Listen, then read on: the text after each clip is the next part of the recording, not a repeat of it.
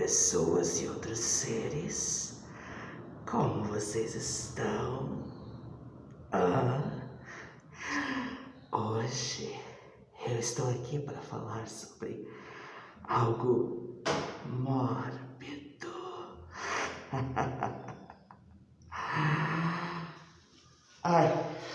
Oi. Ai, gente, eu sou meio besta, né? Eu sei que eu sou meio besta.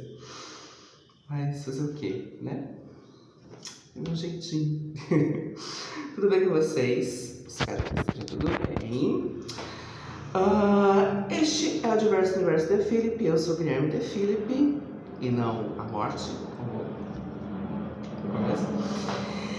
E hoje estamos aqui para falar, né, para responder uma pergunta, na verdade, né, que vocês viram no título do vídeo. O que uma bruxa faz na sexta-feira 13? O quê? O que nós fazemos na sexta-feira 13?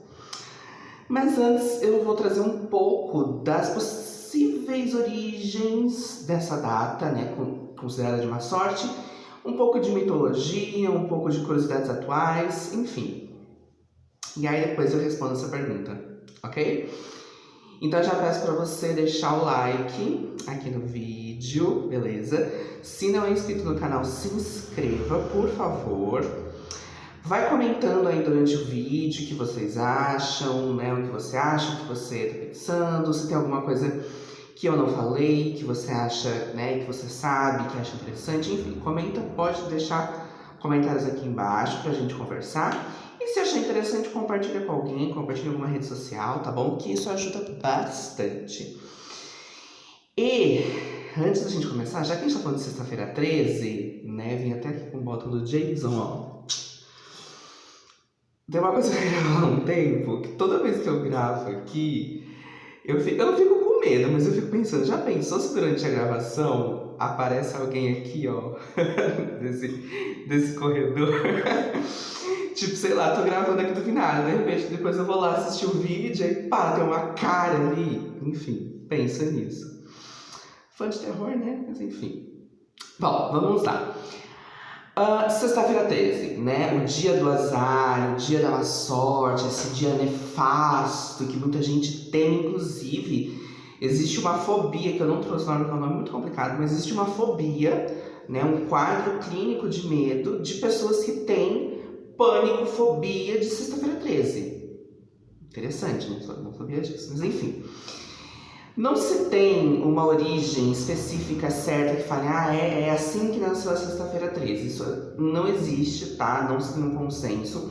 É uma tradição que a gente considera muito antiga, mas pesquisas mais recentes dizem que talvez não seja tão antiga assim, tá? Então vamos lá. Primeiro a gente vai falar sobre os dois elementos que compõem esse dia, o número 13 e a sexta-feira em si, ok? O número 13 aqui no Ocidente especialmente, e principalmente depois do cristianismo, essa data em si, ela é muito carregada pelos valores cristãos. Então, toda essa mística em volta dela, acredita-se, provavelmente foi criada pelo cristianismo, ok? O número 13 nunca foi um número tido aqui no Ocidente como um número de muita sorte, um número muito agradável, tá? Na mitologia nórdica, esse é o registro mais antigo dessa negatividade do número 13. Na mitologia nórdica, tem uma lenda que pode ter sido bem influenciada pelo cristianismo depois, ou talvez o cristianismo influenciado por essa lenda, de que houve um banquete em Valhalla, né, em Asgard, que era o lar dos deuses, e 12 deuses foram convidados. No meio do banquete, Loki, né, o famoso Loki, o deus da trapaça, da mentira, ele adentra, ele penetra, né, entra de penetra nesse banquete, sendo o 13º convidado, né, a 13ª pessoa. E no meio desse banquete, Loki causa confusões que culminam na morte de Balder, que era o deus, o preferido entre os deuses. Era um deus da luz, da juventude, da alegria. E depois disso, esse 13º convidado passou a ser considerado de uma sorte, né? Ninguém queria ter 13 convidados numa festa. Inclusive, nos Estados Unidos, parece que existe uma profissão, tá? Que é de 14º convidado. Então, assim, você lá vai fazer uma festa e calhou de ter 13 pessoas nessa festa, 13 convidados. Isso traz uma sorte. Então, você pode contratar uma pessoa para ser o 14º convidado. Quem não tem mais uma pessoa para convidar para a festa, sem ter que contratar, eu não sei, mas tá? Falam que existe isso lá nos Estados Unidos. E aí a gente tem, em paralelo a essa lenda, a história de Jesus Cristo, né? No banquete que ele fez na última ceia, haviam 13 pessoas, os 12 apóstolos mais Jesus. Isso de acordo com a maioria das histórias contadas, né? Da crença geral. Só que ali o que acontece? Inicia-se, na verdade acho que termina, né? Com Judas indo embora mais cedo, Judas que traiu Jesus, indo embora mais cedo. Então é como se Judas fosse o 13º, né? E Judas traiu Jesus, levou Jesus à morte. E é interessante porque essas duas lendas eu vejo um paralelo, né? Porque são dois banquetes importantes, banquetes divinos, onde uma 13ª pessoa, tida como traiçoeira, traidora, causa a morte de alguém. E Jesus, ele tem semelhanças com Balder, né? Por ser o Deus da luz, o Deus da vida, e os dois acabam mortos em decorrência das atitudes dessa 13ª pessoa. Por isso que eu falei que talvez um tenha influenciado o outro, não sabemos, tá? No judaísmo e no cristianismo, o número 13 sempre foi associado a um número imperfeito, né? Porque nós temos os 12 apóstolos, as 12 tribos de Judá, e no geral a gente tem 12 signos do zodíaco, 12 estações do ano. O número 12, ele é um número dito como perfeito, porque justamente por essas simbologias e também pelas 3 vezes 4, então tem toda uma simétrica numérica, tá? Enquanto o número 3 é um número primo, ele é imperfeito, né? Um fica sobrando. Então, tem essa coisa de não ser perfeito, tá? Apesar de que quando eu era católico, porque eu já fui católico, eu sempre achei interessante, o número 13 sempre me atraiu, desde sempre. É o meu número preferido, é o meu número da sorte. Um deles.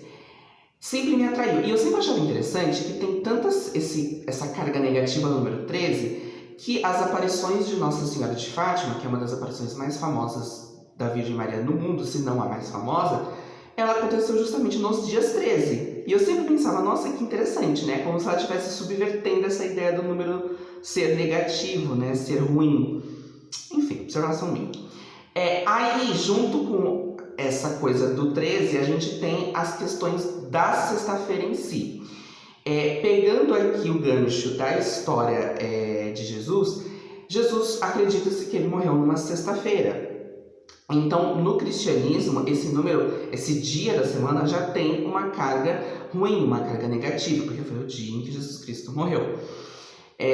Mas também existe uma outra possibilidade da sexta-feira ser considerada ao longo dos séculos pelos cristãos como um dia não muito bom, e que talvez por isso acredita-se que Jesus morreu numa sexta-feira, que a sexta-feira ela é o dia de Freia, em inglês é Friday. Então acredita-se que é um dia consagrado. Em inglês, todos os dias da semana são consagrados a uma divindade. E a sexta-feira, Friday, seria para Freia ou Frigg. São duas deusas nórdicas também, lembra? Né? Da mesma mitologia lá do banquete do Loki. São duas deusas distintas, mas que muitas vezes elas são consideradas a mesma, tá? Existe aí também um debate, porque é uma mitologia muito antiga, não tinha nada escrito, tinham poucos textos escritos, muitos disseminados pelos cristãos, difamando a mitologia, as divindades, então é um pouco complicado a gente entender certas mitologias antigas. Frigg era a esposa de Odin, ou seja, a rainha dos deuses.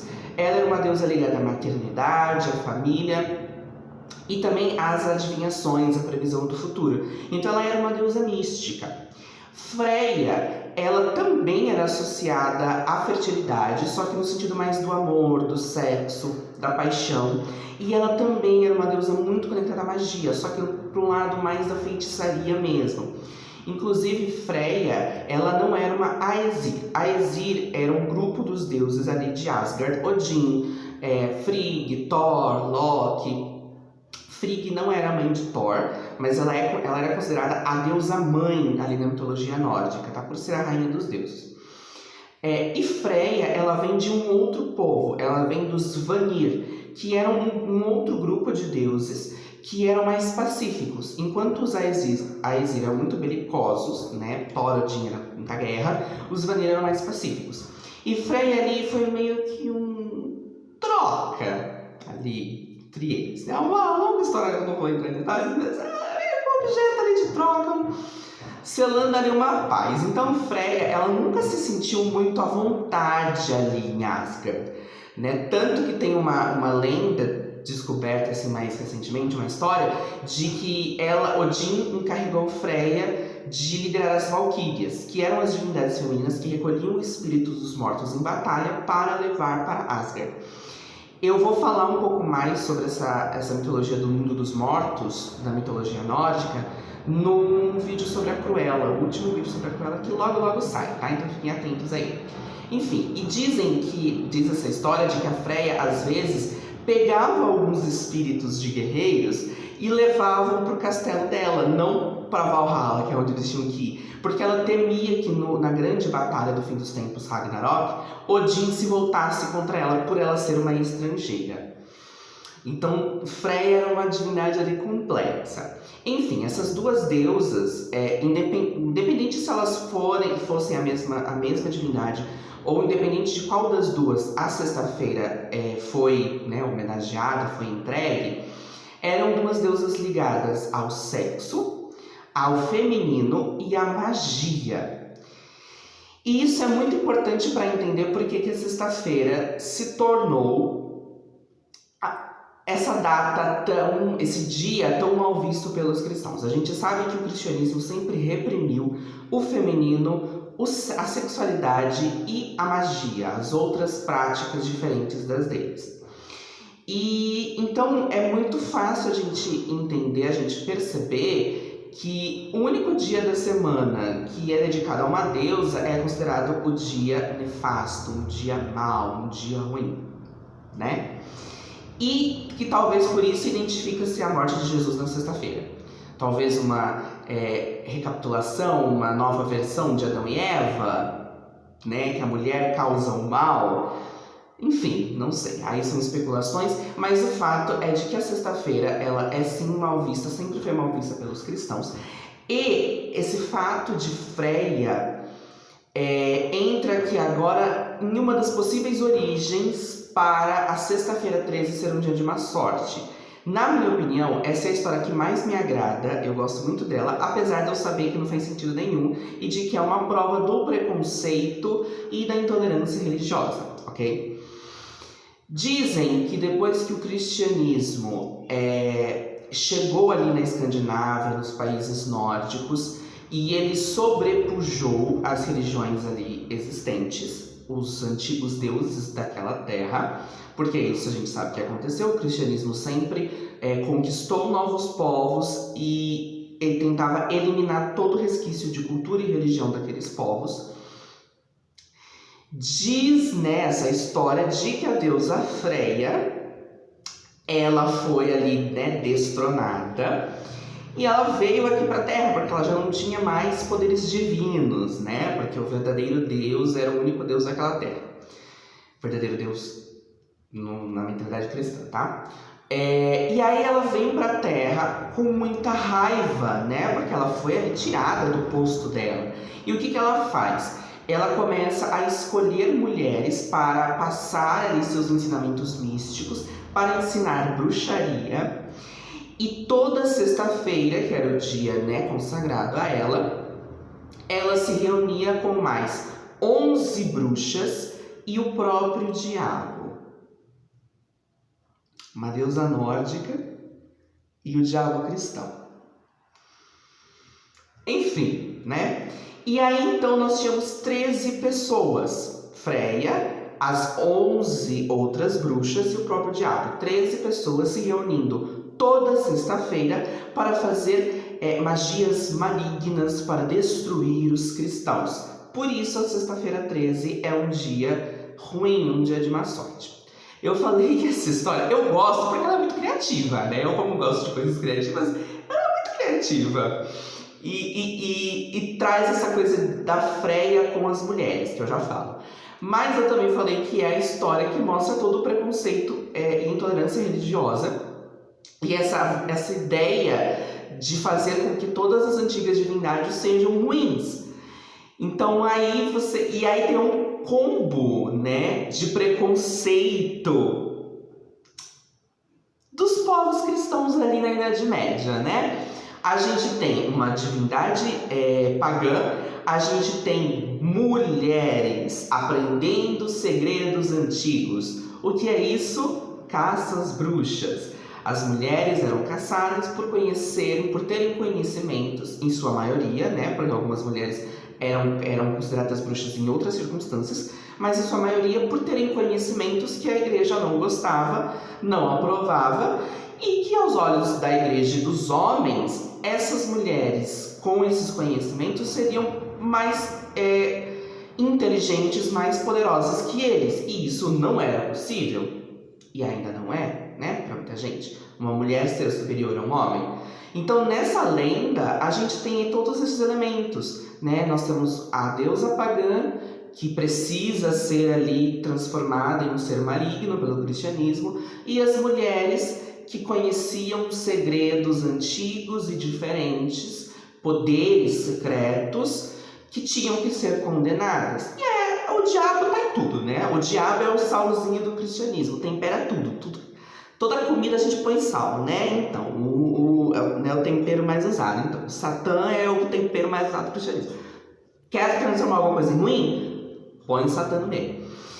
Enfim, essa lenda, obviamente, né? Não é real, mas é uma lenda contada antigamente para fazer a sexta-feira 13 ser um dia ruim. Outra coisa, outra história que pode ser uma fonte, né, uma possibilidade para a sexta-feira 13, também é ali uma arquitetação. Foi arquitetado pelo cristianismo, pela Igreja Católica na Idade Média. Na Idade Média existe uma ordem católica chamada Ordem dos Templários, que eram monges e guerreiros, soldados, tá? Eles foram os responsáveis por quase todas as cruzadas, pela conquista de Jerusalém pelos reinos europeus católicos. Mas aí chegou lá um momento em que o rei francês Felipe IV estava devendo dinheiro para a Ordem dos Templários. Porque naquela época, né? O que não faltava ali na igreja era dinheiro, né? A igreja também tinha tudo, tinha dinheiro com todo mundo. E o rei francês, Felipe IV, ele devia dinheiro não só para os templários, mas para outros ali, né? Outros. E os templários, eles tinham muitas riquezas, especialmente pelas conquistas de Jerusalém, né? Que eles saqueavam e pilhavam tudo que eles encontravam. O que o rei francês pensou?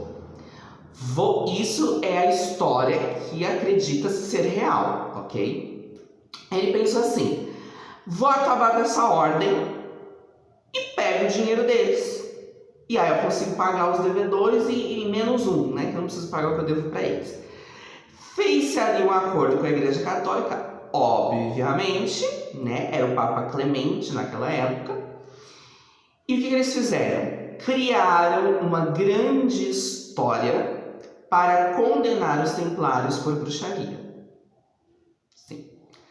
Inclusive, é nessa história aí que eles inventaram, porque é o que a gente sabe, né? Tem gente que fala que foi verdade, inclusive tem gente que associa os templários com maçonaria, enfim. De que os templários, eles na verdade cultuavam uma divindade satânica, que ali que pregava o mal e queria destruir a igreja por dentro, né? Porque eles faziam parte da igreja. E essa entidade, acredita-se, que é o famoso Baphomet. Inclusive eu tô com uma versão aqui, ó, uma versão mais fofinha, que é aquela imagem de bode com um corpo feminino. Enfim, é famosa essa imagem, né? Acredita-se que foi nessa época que criaram o Baphomet para incriminar os templários. Ou, para quem acredita, realmente era a divindade cultuada pelo Baphomet. Mas, em todo caso, é uma divindade, né, uma entidade que tem a cabeça de bode, representando o Satã, mas que tem um corpo feminino. Por quê? Porque a mulher é a coisa ruim, né? Para o cristianismo da Idade Média, a mulher é a coisa ruim. Enfim, o rei Felipe IV e o Papa Clemente, a igreja, eles arquitetaram essa história, condenaram os templários sem antes torturar os membros, né, os templários, torturá-los como toda a caça às bruxas. E olha que naquela época, acho que nem tinha Inquisição ainda, mas a semente sempre existiu, né, da Inquisição, os moldes da Inquisição. Enfim, o grão-mestre, né, que era o líder ali dos templários, era o Jacques de Molay, e ele, obviamente, como líder, foi o mais ali, né, torturado, enfim. Dizem que, quando a fogueira foi acesa para matar o Jacques de Molay, a fogueira onde o Jacques de Molay estava para morrer, ele amaldiçoou o rei e o papa. E aí, esqueci o nome do rei de novo, gente, Felipe IV. Ele disse que em menos de um ano os dois morreriam. E aí os templários foram mortos, dizimados, né? E todas as fortunas deles foram para o rei e para a igreja. E o que aconteceu? Em menos de um mês, em menos de um ano, o Papa Clemente morreu de uma doença súbita, ficou doente, pá, morreu. E o rei Felipe IV teve um derrame enquanto estava caçando e morreu no local. Teve um derrame, caiu do cavalo e morreu. E aí as pessoas acreditaram que foi a maldição do Jacques de Molay. E o detalhe principal, o dia em que Jacques de Molay foi morto foi uma sexta-feira, dia 13 de outubro de 1307. E aí isso consta, né, no que a gente sabe, né? E aí, com o tempo, as pessoas passaram a acreditar que aquela maldição do Jacques de Molay não era apenas para o rei e o papa, mas sim para todas as pessoas. E a sexta-feira 13 virou um dia amaldiçoado. Novamente, nós temos o quê? A Igreja Católica Medieval fazendo com que uma data, né, com que essa data seja vista como ruim.